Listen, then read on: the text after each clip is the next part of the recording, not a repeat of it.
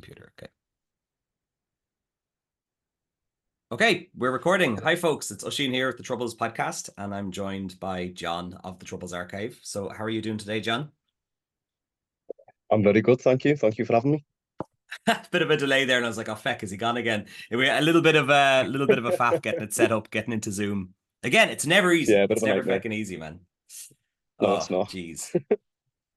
So yeah, I just kind of wanted to do this little video that's going to go up on YouTube for everybody to listen to, or watch, and we're going to answer a couple of listener questions, and we're going to talk about maybe, I don't know, John, what do you want to talk about? I'll talk about anything. The episode, the latest article. Let's answer one or two interesting questions that we were both given. Um, Yeah. and yeah, So, see where the conversation takes us. yeah, well, me and you have a tendency to ramble, so we'll see what see what happens there. We end up 3 hours Okay, but long. I think that's a pretty good format where we'll talk a little bit about your recent IRSP versus the IPLO episode, and then we'll go into listener questions. But first off, how have you been? What have you been working on lately? I use my hands when I talk. I've actually been working on a book.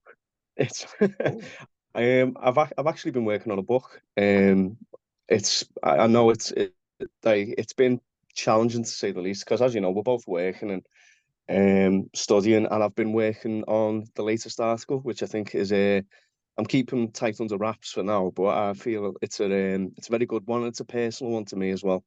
Well, they're all personal, but this one, um, it's something I always try to get across in the Q&As, and especially since I started the page, which, and I think 2 weeks time or maybe a little bit less, will be 3 years old. So I'll be happy posting birthday. an app for that, a little birthday one.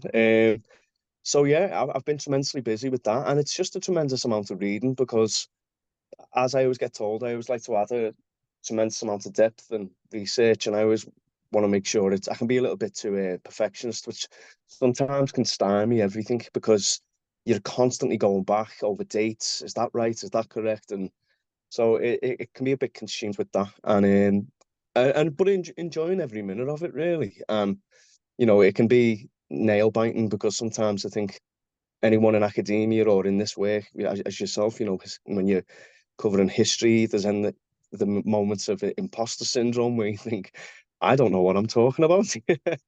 Uh, But that's just me. But yeah, I've been good. I've been busy, but I've been good. that's a good way to be, I guess. Yeah, it's funny. People ask me, "Oh, when did you become a historian?" And I was like, "Oh, I'm not a historian." And they're like, "Oh, when did you become a journalist?" And I was like, no, I'm not that either. So I don't know oh, how are you an expert in the troubles? And I was like, I didn't, I came into this not knowing very much about this, so it's kind of where do you carve out your space and where, you'd have a little bit more of an academic perspective than I would. But yeah, I guess you just kind of Okay, well, let the content speak for I itself, I think, think is the way to phrase it. well, definitely, I think, like, for me being a historian, like, I'm aspiring to do my PhD, and I've been 10 years in this topic now. In September, it'll be 10 years. And it's it's been a lot of trial and error, but I think if the one thing that, going to, like, studying at an academic level, a topic you love, it teaches you the gift of patience and especially humility, because you realize just sometimes how much you don't know, and there's always so much more to learn. So I'm grateful for that, but it can be daunting. And the last article which I wrote, which was then transcribed into the last episode, I'd say that was the trickiest of all.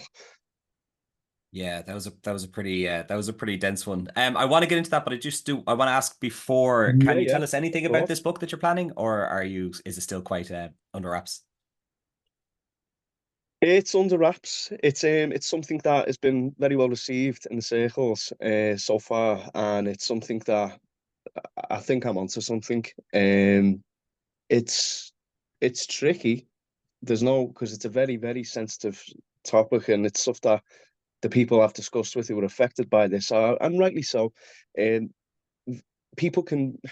It's always something to bear in mind is that what is an academic topic for me, and what is a sense of a purpose as well, being a historian, caring passionately about this topic for, the personal reasons. But I, it can be easy to forget that what is a story for someone else is a completely horrifying traumatic incident for someone else Yeah, that's lived affected them experience. Yeah. personally, and so it will be hard. I think to well, no, it won't be hard. It won't be impossible, but it's going to be difficult to try and get to glean the information I need to create a fully three-dimensional image or picture of or narrative of this proposed literature. But it will be. I do think it's something that people will want to read because it's something that hasn't been delved into enough, and it will take into other factors stuff outside of the troubles, um, other conflicts, but they're all it's a many feathered birds, but they're all interlinked. Trying to think if you told me what the name of the book is, because I can't. I don't think you've even told me about it, and that's usually No, no, fairly no. you're keeping it well secret. I'm being Fair play. very Yeah, cloak and absolutely. dagger. Ah, don't worry, I won't steal the idea anyway. I can barely write a podcast episode, let alone a book. So fair play to you. Okay, let's go into it. So this season is we're back into season 5 of the podcast, and I'm actually going back to see what episodes I've even published because I'm so scattered. Because again, I was doing pretty well at the start of the season, and then I've just been in mad tour guide mode. So I've been on like 3 weeks of back-to-back tours. I'm going to Italy, working in Italy next week, which is amazing. But Wow. it's like, where am I going to get time to get episodes in there? So yeah. So Yeah, anyway, you'll where find it. yeah, we'll figure it out. But where we are now is we've yeah, so we launched this season with the the Darkly Church killings, which was an awfully Oh, grim, yeah. period in history, I guess, or of the Troubles. And then we went into the Irish Priest to Arms, the IRA, which I think was a very interesting interview with Jennifer, but it's just like, it was Patrick Ryan, the priest, and just a very fascinating story, kind of a classic Yeah, provisional who kind of, they see what they did being absolutely necessary and they wouldn't change a thing, kind of an unrepentant Republican. And I don't mean unrepentant in a negative way, that's just how they perceive themselves, um, in a strange way. And of then course. yeah, and then that was the thing. You had written your episode for Instagram, and I don't know, was I saying we have to get that, we have to make that an actual episode. We have to put that up somewhere. I think you said Yeah, it to me. Usually it's me bugging you, but you said, "Can we get this up online?" And I think it was really well yeah, received. I think whenever anything goes out about like the INLA, or just Republican socialism, there's a really big response of like, "Oh, thank you for covering this." It seems like a lot of people don't think it gets that yeah. much coverage. I don't know. Have you felt that before? Well, definitely, I've often found they can be quite and this is to my own frustration sometimes. People, and it's understandable if they're not within heavily, if they've only got a surface knowledge of the conflict, they can look at it as a two-horse race, British security forces and the provisional IRA. When you start to scratch a little deeper and you'll find there was the IPLO, especially with the wildcat attacks in the 1990s became, in my opinion, So what? one of Sorry, the one more most time. dangerous.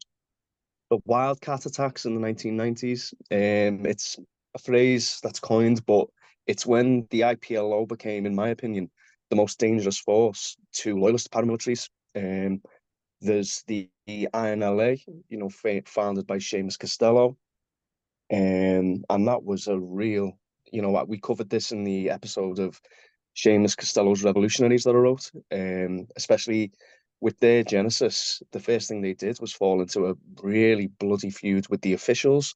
And so I think when the reason it can be so positively received, in my opinion, is that it shows that republicanism or forceful republicanism isn't a singular monolith of the provisionals. There are other actors, and it can show the mutual antagonisms, which the feuds themselves and the graves of the combatants and volunteers shows that they were very antagonistic to one another. They were, even though they were all under the same banner of United Islands, they were very, very hostile.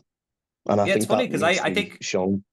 I think if people have said it to me, I think just in my research, it does seem like the loyalist groups seems to fragment more, significantly more. And even if you kind of take that out to unionism as a whole, like unionist churches, even, I'm afraid, well, this better not descend into Oisin waffle. But what I mean is that, like, it seems like on the unionist side, there was a lot more of individual interpretations of, say, a god for your religions, or individual interpretations of your sense of loyalism. So, so I always felt like there was way more fragmentalizing, if that's a word, on the loyalist side than there was on the Um, hmm. Republican side. But you don't think so? Well, not really. Well, I don't know. Like everything, it can be maddeningly nuanced, but the feuds between the UDA and the UVF in 1975, that was a real brutal feud, which we covered. And then we had the feud in I think it was in 2000. And I think with fragmenting along loyalist lines and feuding, they can be, and I remember I read this on an article called Apples and Oranges, the UVF and UDA, by a website called Balaclava Street. It's brilliant. And if anyone's listening, I would strongly recommend. And it was also the feuds that occurred along republicanism. There was always clear lines of demarcation and deviating routes of goals and ideology, which were clear drawn. But I often found the feuds in loyalism, there was a sense of, especially after the one in 1975, is that, well, what was all that over? Can it be more, Yeah, as you said, individual based? Because it wasn't along lines of, um, and I could be wrong political here, beliefs or yeah, political interpretations. yeah, the political course of the conflict. I mean, undoubtedly there was and this is something I always have to get across, in both paramilitaries, there was a massive sense of betrayal after the Good Friday Agreement, because men and women on both sides felt like, well, we haven't had justice, we haven't won, we haven't, um, basically, what was that for? So that is a common theme. So both paramilitaries, but and this is something again which I am going to write about, is that the nature of paramilitarism itself, with divergent motivations, people with different interpretations of what winning looks like, there will always be internecine violence internecine, sorry, I pronounced that wrong. There will always be violence amongst combatants, because there will be constant clashes of personality and vision of what winning can mean. So yeah, both paramilitaries were equally susceptible to To the infighting, basically. But I feel fratter side the almost. Yeah. yeah, of course, I feel far the INLA and the IPLO, the infighting that happened, especially in the early 90s amongst the IPLO, it was symbolic, because there has been a usual consensus that amongst the far left across the globe, there's always been, they are far more plagued by infighting than possibly um, opposite paramilitaries. That can be seen with infighting with ETA in the Basque Country. And even Thomas Tar Power, who was killed alongside John O'Reilly in a feud that I wrote about, he highlighted this. He said the infighting and the mudslinging has to stop, but it never does. And it often seems to me that fratricide and factionalism is a unique case amongst at the far left, at least in the paramilitary sense, Yeah, I or guess maybe even the because political of sense. Yeah. ideological, yeah, just very minute differences in ideological aims, I guess, And you get, So and yeah. those minute differences become very big over time. And I guess that plus cult of personality in a way too, because it's like, well, I trust this person, how they're interpreting this more than anything. He's my guy. I think what it boils down to in the episode that you wrote though was, all of the lofty aims and aspirations go out the window when your friend gets killed because you need to avenge your friend. That seems to be one of the points that you kind of said that Definitely, like, what was it like? definitely that Revenge killings trump all, or well, vengeance as well. This is something I think I replied to this in one of the Q&As. I said that people need to understand, when a paramilitary man was killed, even if it was sanctioned by the absolute hierarchy of that said paramilitary, he would have combatants and family and friends around him who would just be besides themselves with rage yeah, and would want retribution. And there was something, I remember I read in Deadly Divisions by Henry MacDonald and Jack Holland, and there was something he said that was brilliant. Funerals, funerals were a great indicator for how that for outline or displaying who was on whose side for the ensuing feud, by who turned up to the fallen paramilitary man's funeral and who didn't. So attendance at yeah. these funerals was a real indicator for which side of the fence you sat on, and Oh, it's that Feck. nature of to say, John, sorry, there's someone at the door. I have to go. what's up? Just park it for 2 seconds, okay? Oh, the Amazon.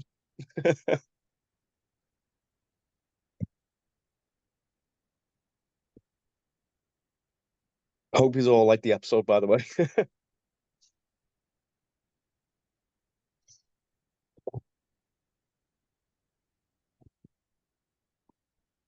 I hope he comes back. Oh, sorry about that. There he is. Are we going to keep that? I don't want to edit this because it's really difficult. Oh no, it's on the computer. Okay, I can edit that out. Okay. Now, I've no idea where we were. So yeah, no, as I was saying, it's the nature of revenge in these feuds as well. A lot of the time, scores always have to be settled. I think I've said this before when the INLA and the officials were feuding. One officialman said to a journalist, and I can't get the name, but I'm in the comments on YouTube when I'll comment and get it up. He said, "Sadly, it's many people have to die now before this is over." And it's that whole term of saying you need to get rotten eggs out the basket and scores need to be settled. And sadly as well, in all these feuds, the ones who suffer the most are ordinary people who don't participate, but most definitely pay a price. Yeah, that we're caught up in kind of the madness of it.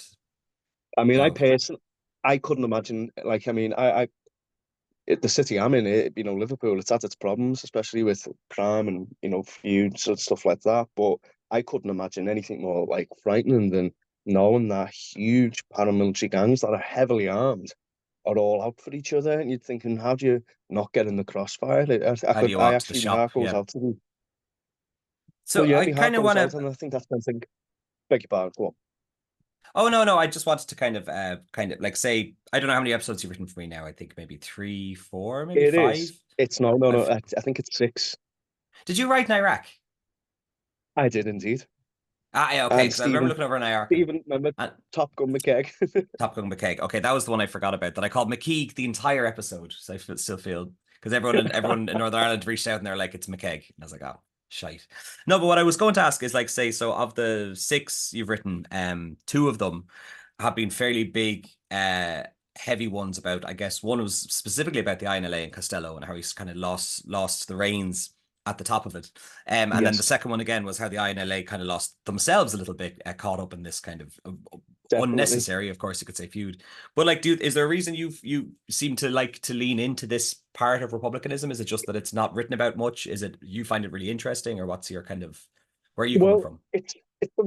it's for many reasons because I found the Genesis and the INLA the most interesting, and because it was it highlighted so many things, especially the character of Seamus Costello, Yeah, um, and the myth because republicanism is always it's like got an albatross around its neck of what could have been. And if yeah, Seamus Costello hadn't have been killed, if all these different things, if they hadn't in the very beginning been hampered by the officials, and hampered's quite a light word, or if they hadn't have gone for British politicians, which essentially led to which I believe, especially when what was highlighted in Deadly Divisions, the killing of Ronnie Bunton, which they always believed was retribution for the was it Airy Neve, was it? yeah. So it's the direction it went down, but it's not just that. It highlighted to me, which I've always found interesting, the relationship of republicanism between those in the north and those in the south. Yeah, Because I always that was said really this, interesting in the Costello episode, wasn't it?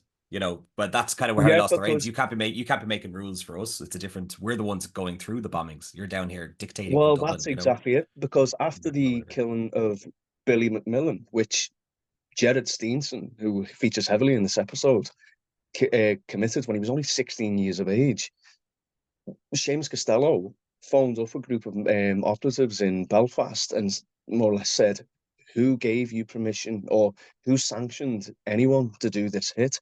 Because he was, despite the falling out, he'd been close friends with Billy McMillan.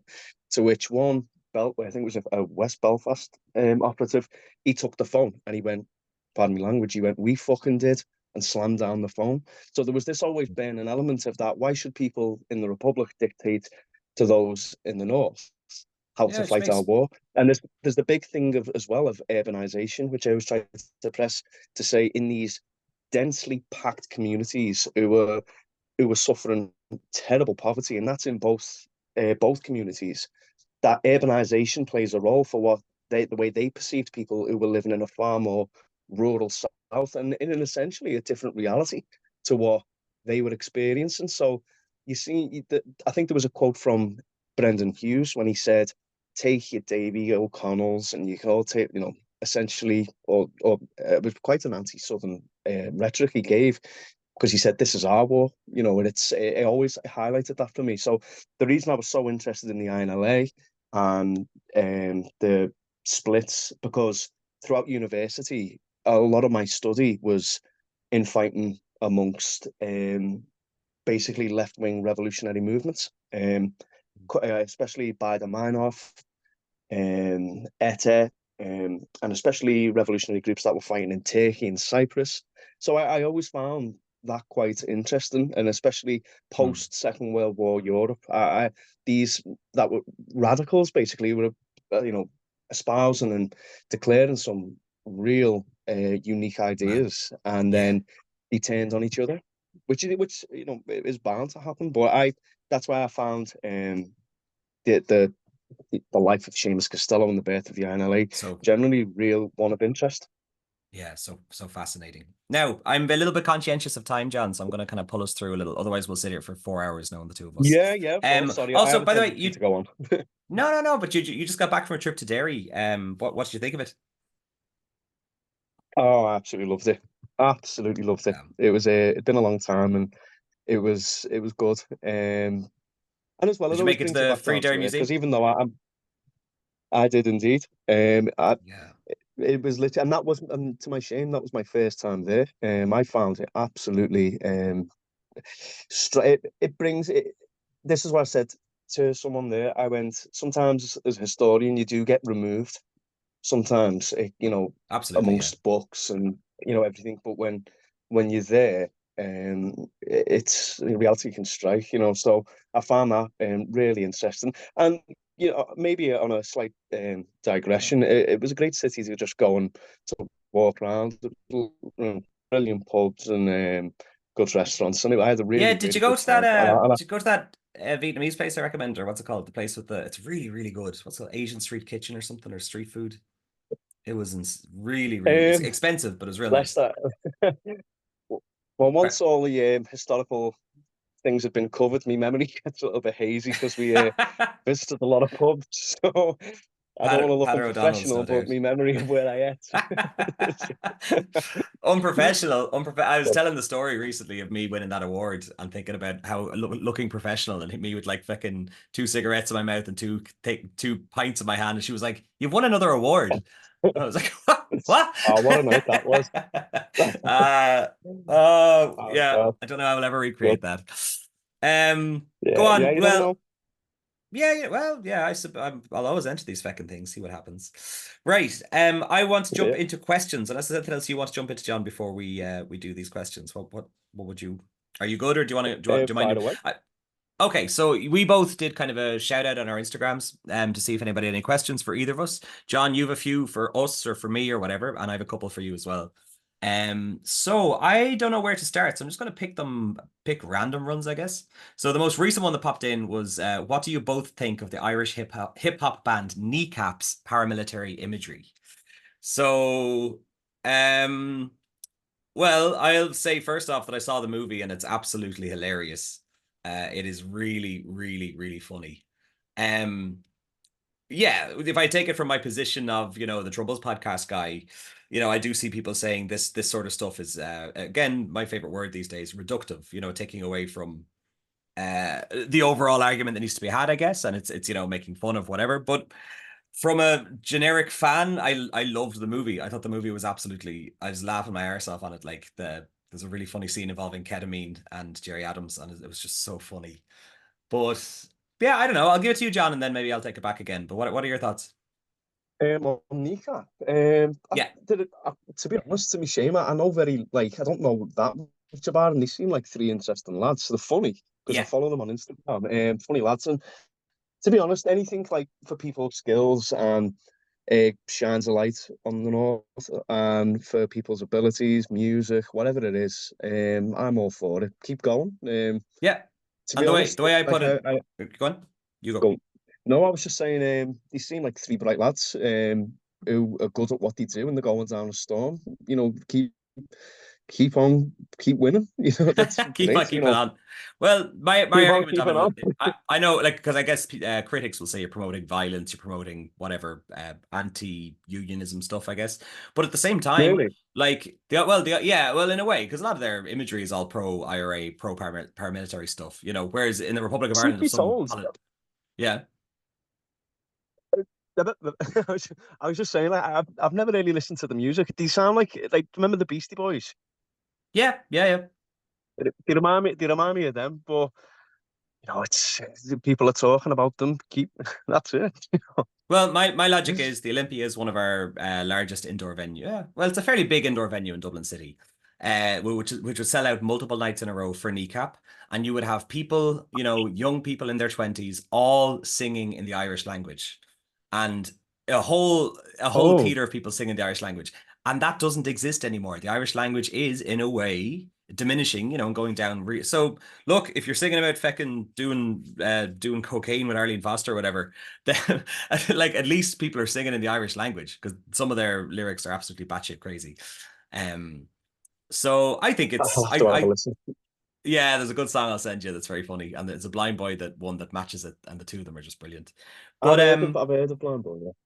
oh yeah, no, he's great. He's the one of the OGs for podcasting.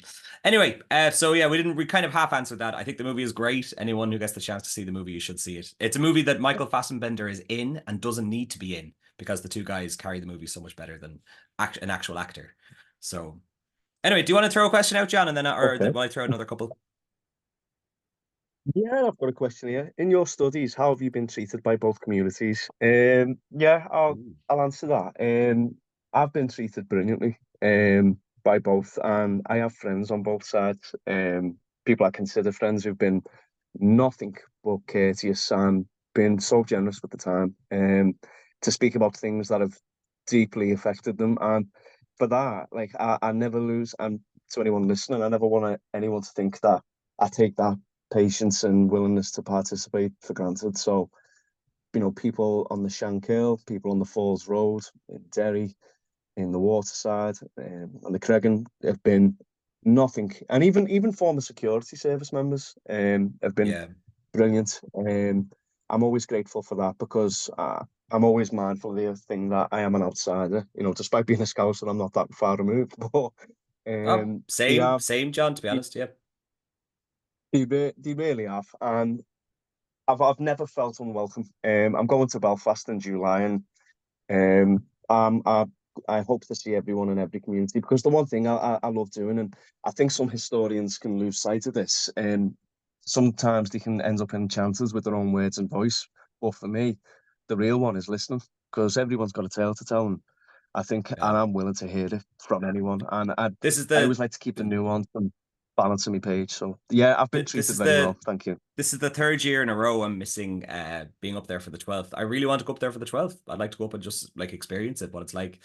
Yeah, But I'm out of the definitely. country again, so I keep not being available every time it comes around. I'll So probably go towards the end of July, but there's people in both communities I want to talk to and have a pint with and hear the stories yeah, because let me know. I'll be back in town at you the end can of July. never So yeah you cannot substitute the grassroots conversations and personal experiences. So to that yeah, that in a question, how book. have I been treated? I've been treated with nothing but kindness and respect, and I'm very grateful. So yeah. Wow. Well, I'd answer the same thing. Yeah, I've been treated very, very well. It does depend on what platform the podcast is received in some cases. Anyone who reaches out to me has been phenomenal.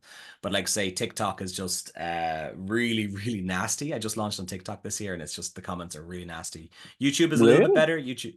Yeah, it's super just like really, really negative calling everybody terrorists or really, really, really pro IRA stuff. So it's kind of I have no That's idea what to it. do with those comments. So To be honest, it's a shame. Yeah, it it's a is. shame. I wish there But, was space for conversation. But but overall, not for me. I've been everybody I've talked to has been really respectful. People who've been telling me like the worst moments in their lives, decent, or like as in it's I can't understand how they be. It's a huge function. yeah. It's I don't know. It's really it's very kind of them to share that moment with me for me to publicize out to the world. So it's really appreciated. Brilliant. I've got another one here, which is quite interesting. Let me Oh, go just on. get this up. Yeah, we have a good few questions, so we'll Right. keep it lightning. Try and keep like a minute answer on each, unless we need to Right. jump in. Yeah, time because Right. Do you think the hierarchy of IRA Sinn Féin new informers were within the internal security unit were passing on info on future ops in Tyrone in particular, and that the SAS knew of these? Well, I could say from my own knowledge is that all paramilitaries had the problems of being leaking ships. Everyone knew at some level. So not everyone was playing ball and were having their own gossip columns. So of course we could say, well, most definitely because the actions speak for themselves. Of how anyone knew anyone personally, I couldn't possibly verify that. But to say it wasn't happening would be a denial of fantasy. But it is a very good question. Yeah, it did Well, like happen. It in was theory, the happening internal security unit would be everywhere. the most. In theory, the internal security unit would be the most trusted. So it is a good question as to whether they knew there was leaks happening there, and what would have been considered the most trusted, most sacred But of the that you'd often paramilitary factions. Yeah. find with I'd say, watertight like group, but at the same time, many of them, the best place to hide is in plain sight. And so sometimes the most trustworthy people or the most trustworthy units can be the ones where that'll be above suspicion, hence can do what they do, So Yeah, makes sense. the one thing I would say about the Troubles is that, you know, nothing's black and white, everything's grey, and it was constantly bubbling at different paces. There was and I mean, I hate the phrase "dirty war." To make that clear, I think that's. I remember I heard, I think it was one of Dr. Gareth Mulvena's blogs, which I would strongly recommend everyone read. He's done some brilliant work, and that's not to sound presumptuous, but from me, but he's done some really great work on loyalism, where he said the tired phrase of "dirty war" because all wars are dirty. I'd say with this one, it was just nebulous and strange with lots of duplicity involved. So yeah, I think Yeah. that's Well, important. I just picked up this the other day, which is an interesting Let me have a titled look. book, "The Secret Victory: The Brilliant. Intelligence War That Bet the IRA." So interesting. I'd imagine, even that title would piss off a lot of Republicans. But yeah, I'm going to dig into it. It looks really interesting. But you were saying something I wanted to Cool. add at a point to. What was it? Your last sentence that you just said? No, it's gone out of my head anyway. But right, we'll keep on going unless there's anything else you want to add. No, I've got another question here. Oh yeah, Could sure, the shoot away. INLA have ever, yeah, could the INLA have ever overtaken the IRA? Overtaken. Um, Mm, I'd say the answer is no. no, Um, no. The the IRA were way provisionals too were stronger. always they wore the crown in forceful republicanism, and they called the shots. And don't get me wrong, the INLA could really cause problems for a lot of people. They were smaller, but they were so more dangerous. And but I think the Why were they provisionals, more and I think dangerous? Knight of the Long, I think they were more dangerous possibly for the peace process because they were always so more willing to engage loyalists than I think the provisionals were. Um, because I always believe the provisionals had the greater focus on the security forces. But there's an old saying from the officials, which is if you're left wing, because the officials thought that both the provisionals and the INLA were purely sectarian.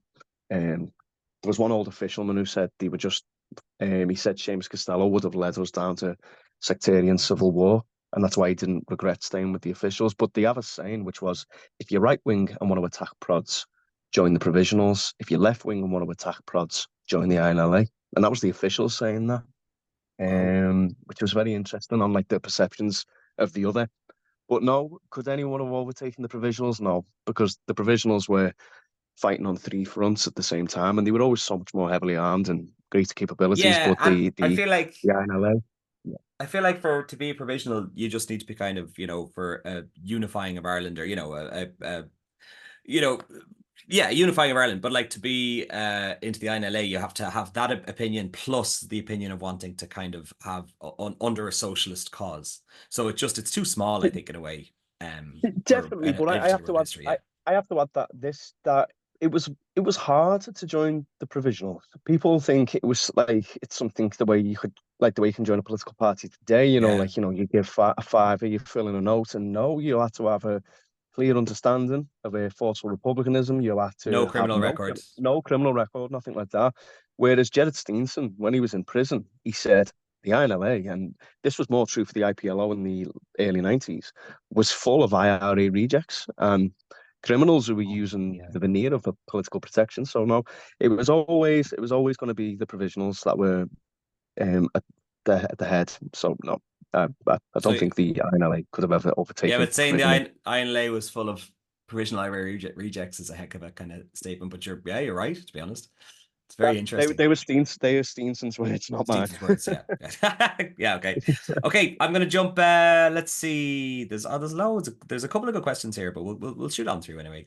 Go on. Do you think a balanced take on the troubles should be taught more widely in schools? Most definitely. And that's most definitely. I think you see that's for me, and I think as someone who does teaching themselves, is that and this is very important. It should be taught, and I think it should be taught essentially within Britain, within Scotland, England, and Wales, because there's a weird thing over here. I mean, with the growth of like documentaries like Spotlight on the Troubles, Once Upon a Time in Northern Ireland, it's great that the conversations are being had. But Hmm. there was one historian who said England is like a nasty drunk after a night out when it comes to Ireland. They know something nasty happened, but the memory's hazy and blurry, and if they don't talk about it, well, then everything will remain fine. There can be a real ambivalence, especially to have to say, and especially within the curriculum, let's talk about the Spanish Armada, let's talk about the Battle of Hastings, let's talk about the Somme, but let's not, but no, no, no, no, no, let's not go near, internment, let's not go near the conflict, let's not go near basically let's not touch it within a main academic framework. And I mean, these are my words and my opinions, but I feel as a duty to both the loyalist and nationalist community, this needs to be covered. It needs to be Yeah. discussed at some school level because you tell you go and I know and I know you tell a school kid in Manchester or anything you say, have you ever heard of the UVF? And they'll think you're talking about sort of like a bank loan or something. They Or won't a band.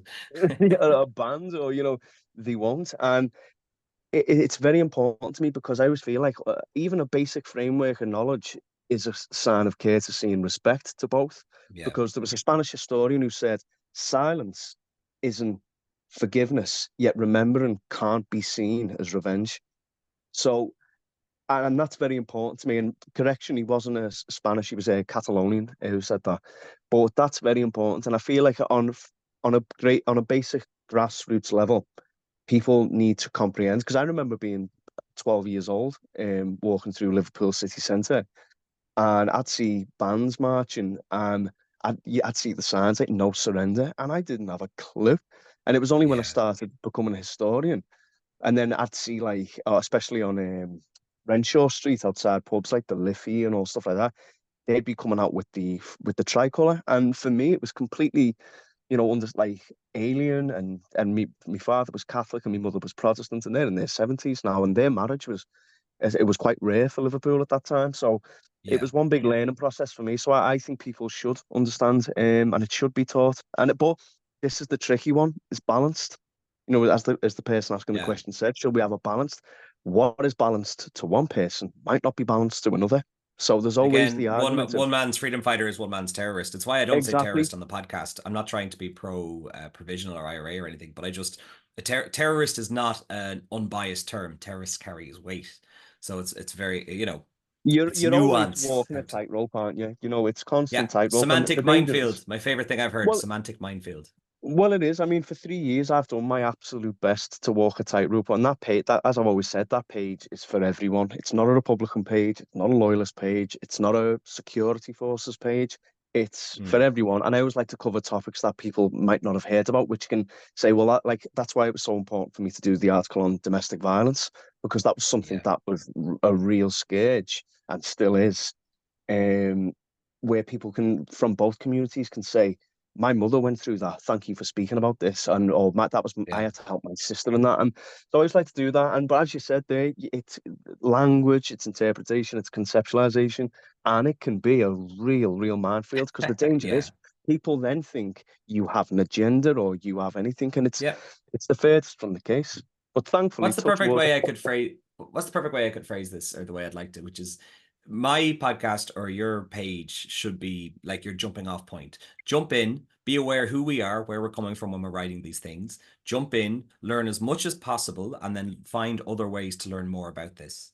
And Exactly. I think that's how anything should be approached. You need to know where the person who's creating it is coming from, and then use it as one of many sources that can give your overall image. Like I will make the odd mistake. I make the odd mistake in the podcast, but I overall tell pretty much the gist of the story in my interpretation, in my way. But Yeah, yeah, of course. well, And you hit the nail on the head there. I think for me, I think being an outsider, it does, in a sense, make people a bit more trustworthy because you can say, well, yeah, look, this person isn't coming here to bang a drum in any sense of the word. And also, as well, for me, and I get this a lot, like, why the troubles, or why do you look at it this way? Like, I done my master's in international relations, which there was a lot of political theory, and before anyone tunes out, I will get to the point. A lot of that is different from being a historian, because historians say, well, we study what happened, but with this, you study the lens of what people perceive. So it's an analysis of how people view historical events. So the eyes of the conflict through a loyalist eyes will be completely different to how a nationalist Republican would view them. But it's studying, yeah, I always like to study conceptualizations and perceptions more than possibly, on 1969, this happened, on this, 1972, this yeah. happened. So it's trying to This happened for some that's helped. people. Yeah.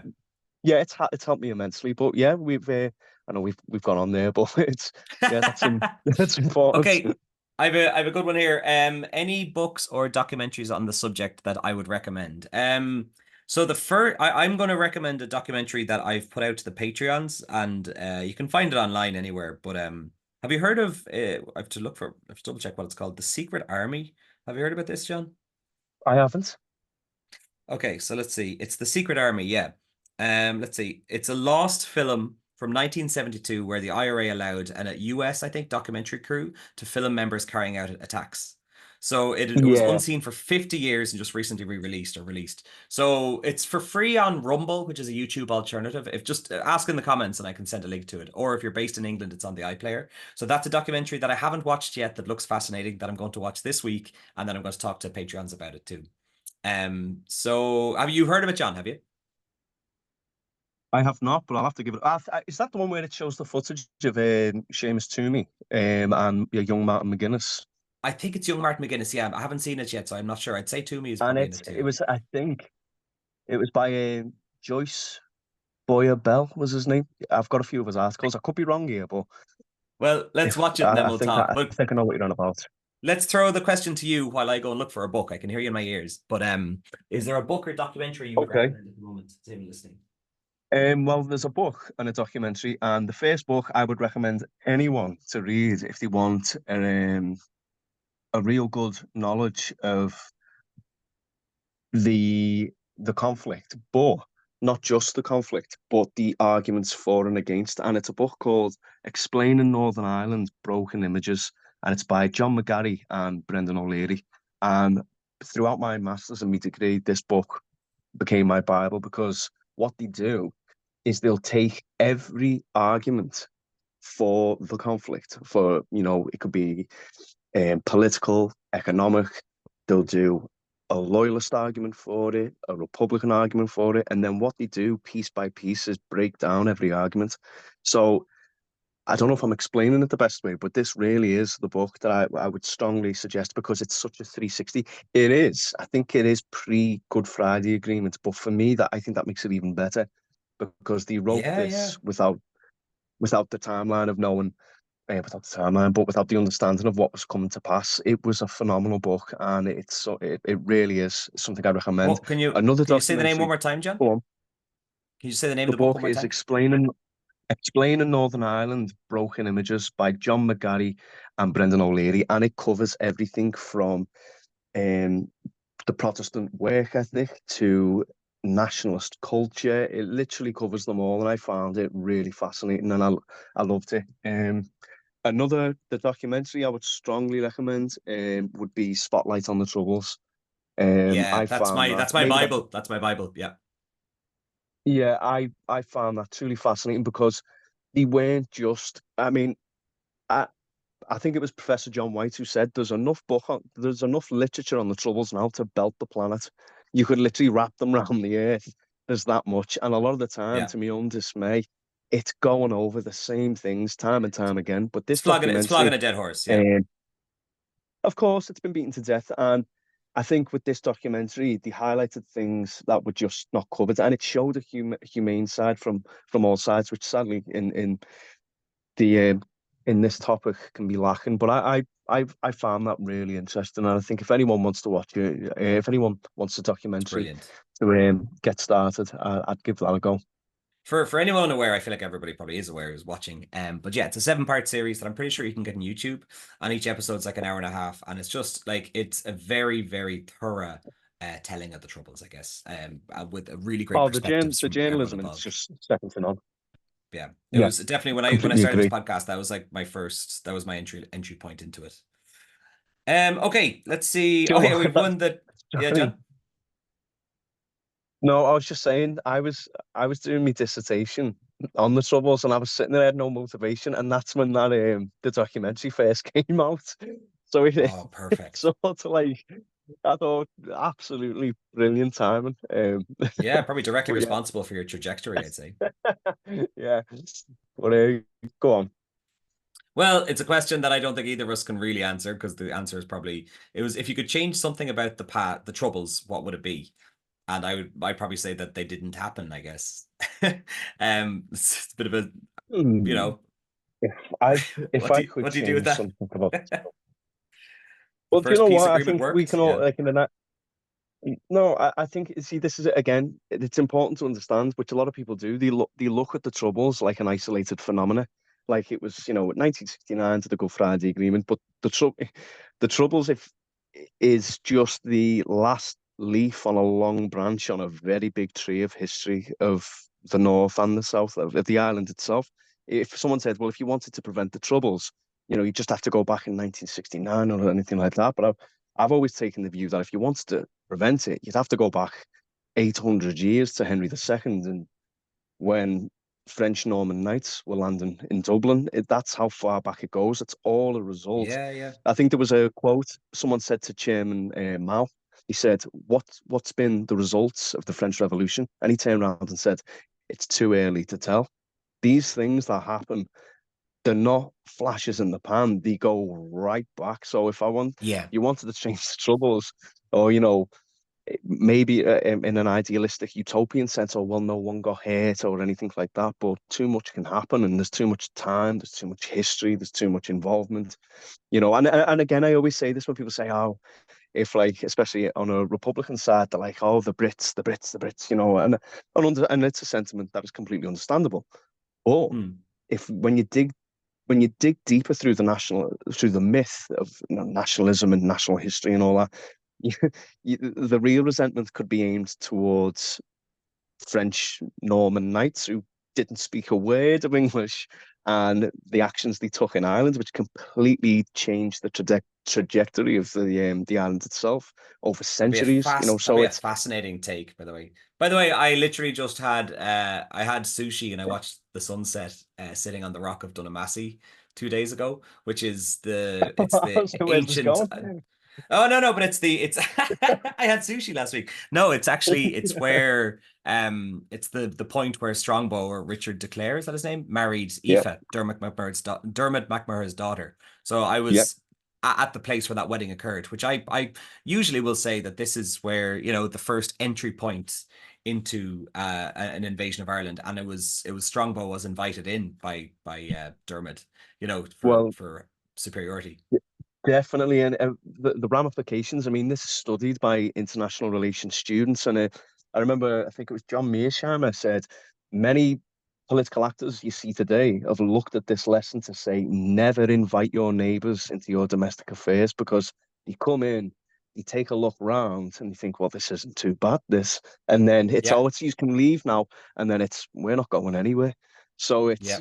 it's very important. So yeah, in regards to that question, you'd have to have a time machine, So, Yeah, and I'm, go back 800 years. so yeah, I hope I've done my best with that one. I think we'll wrap, John. But unless, do you want to finish with one question? Do you have any more on you, or what are you thinking? I let me have a little look. Sorry, um, doing this all from the phone. Right. I Ah, have a couple. I will have a there? couple here, so I could pick one if. Okay, you go. Yeah, actually, no, you because I've got one here, and I get asked this all the time, and I always give the same answer. Will there be a United Ireland? And as a historian, I hate playing future telling. My job's looking backwards, and because things change by the day, and it's too much to answer you because you say, oh well, who- because it's like predictive historians who say, well, I think this is going to happen. It's a form of gambling with your reputation. If you get it right, everyone thinks you know what you're talking about, and if you get it If you wrong, get it you look wrong, you're a clueless. spoofer. So that's I I stay away from that. But come on, you I fire on. always I always say the same thing. I think it'll probably happen. It'll probably happen in my lifetime. And I think it'll probably happen for economic reasons more than anything, more, than the people in Northern Ireland will want to join with the European Union. And I guess it depends on what happens in the United Kingdom, but I think those will probably be the beats. I think so, and maybe something crazy like Scotland will go independent, and that'll be kind of the first domino.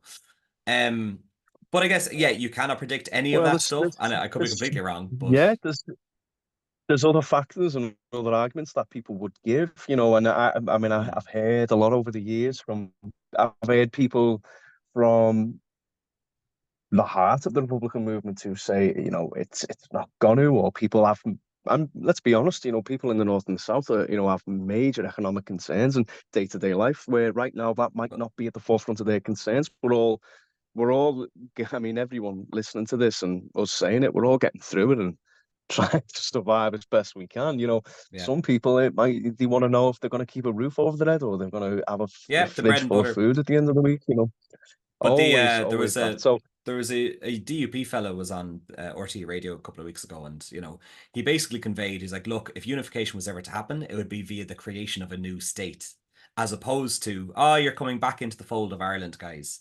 Well, he was like, look, it's open, we're open to it happening, but a new flag, a new anthem, a new state, and even the RTE guy was pushing back a bit, saying, well, a lot of people would just see it as getting back a country that was once one.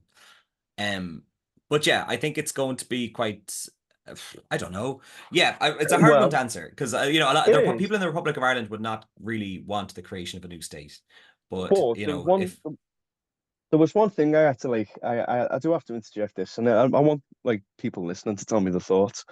And I heard this to say it when you always say like, oh, will there be a united this? It's always, well, are you going to join us or are we going to join you? And I always feel like the one yeah, thing for me, from what I've studied, and this is only my 2 pence, is that you have to take into consideration is that there are a large populace of people, the loyalist community, who do feel, I'd say, who do feel hostility to the republic. So I always think, well, if this unification was to occur, we have to take into account, and this is all conjectural, and I'm asking a question here more than trying to answer one. Is that what if people in the south don't want the north? And there are some views who said, "Oh no, we don't want them." I think there was footage I saw on YouTube of a woman confronting Martin McGuinness when he was running for the elections in the south. I think it was. And she says, and bear in mind, this is me posing a question here. She said, you come down here with all your baggage. I'm happy for the 26 counties. I don't want the North or anything like that Yeah. because, especially after the Dublin Monaghan bombings, beg your pardon, there was a lot of antagonism towards the North and especially the Northern nationalists from Dublin who said, look, you're bringing your misery down to us. Now, I heard this and this expression. Now forget. I'm going to try my best with this. Say, for example, the Republic is a person, and the person, let's call him Mr. A, like the Republic. He has a friend who lives across the road who he wants to join him to say, come to this house party, come to my house. But the friend in the north has a twin brother who feels deeply antagonistic to the person in the south, doesn't want anything to do with them. So the people in the south, or the person in the south, knows if I bring this person to join me, wherever he goes and whatever he's going to do, he's going to have that person with him who hates us. And they could Mm. make life really difficult. And that's what I always found that people never took into appreciation that you have to, these people who will be with them, they're not going anywhere, will join and they will be a part of it. And how will they respond? I don't know. This is Yeah, I yeah. maybe not worded the best, but and I think I did read it to say that these people will make their displeasure felt at every turn. Now, selfishness runs through everything and everyone at the end of the day. That some people say, you know what, stay where you are. It's not worth the grief. And that was a real sentiment after the Dublin Monaghan bombings. Um, so I often think, I mean, touch wood and God forbid, I'd never want to see any form of conflict, but uh, this group of people, they have to be taken into account because it's one of them. You could have buyer's remorse because where they go, if they join with you, and you can't be ignored. So it's something they always Yeah. say, caveat emptor, you know. um, Yeah, well, again, just once people have a quality of life, they can raise their kids without violence. They can, um, that's again what I think most people care about at the moment. There is people well, with there is people on the fringes, on the edges or well, there's a lot of people who want one thing for a country, another thing for a country, but most people just want a peaceful, well, prosperous life. definitely, Oh, and this has to be understood. The levels of participants and combatant levels and the troubles wasn't nearly as high as some are portrayed. You would have the image of that everyone was, because you hear it a lot, everyone was involved, everyone was doing this, everyone was doing that. And it reminds me very much of something called The Sorrow and the Pity, which come out after, I think it was in the 60s, and it was about French resistance to German occupation. And it was shattering the myths that everyone who was saying, oh, yeah, we all had shotguns and we were all challenging them, when the truth was actually not that many people were fighting and doing this. So, and this is something I do have to impress. The majority of people in Northern Ireland, in the North, or everyone wants me to refer it to as, we're literally just trying to stay alive. They weren't, yeah, you know, were literally trying and the best to make ends meet, work. And I mean, this were levels of poverty that was only seen in sometimes some distant fringes of the Soviet Union. A lot of people, despite all the trauma and all the bombings and all the hatred and all that, were hard-working, ordinary people who were just trying to keep their heads above water. And that's something I always try to impress, to say, not everyone was in volunteers. A lot of people wanted to stay out of it. And this is the big tragedy. A lot of people who were just trying to get through the day, who wanted nothing, still somehow lost everything. And that's something that I think I've rabbited on a bit much there, but that's something that's quite important to me. So you get me no, it's talking. a, no, it's a yeah, it's a hell. Wait, the listener should see you with a few pints in you. No. During the first time you came over to me and you were in my house and we were just, I don't know how deep in the pints we were, but you were just listing off names and I was so fuck. Well, I was really impressed, but I was also very confused because I was just gone. I was like, this is why I write these things down. Um, I reckon we'll finish up, John. We'll finish up the Yeah, we recording, but will. maybe stay on the line for a little bit. But yeah, thank you so much for coming on and sharing your insights. They're Uh, always absolutely fascinating. Um, Always a pleasure. Yeah, no, it's good. I'm taking a picture for I don't know no real purpose. This looks shit. Okay, then I'm gonna keep the picture. But yeah, stay on the line anyway. And for anyone listening, thanks for tuning in, folks. And I'll try and Yeah, write down thank you some for of the stuff tuning we in, said in the notes. and I hope you enjoy. So, what do I press leave? All you have to do is say goodbye and stay on the line. Oh, Goodbye. say goodbye. Yeah. Bye. All right. Okay.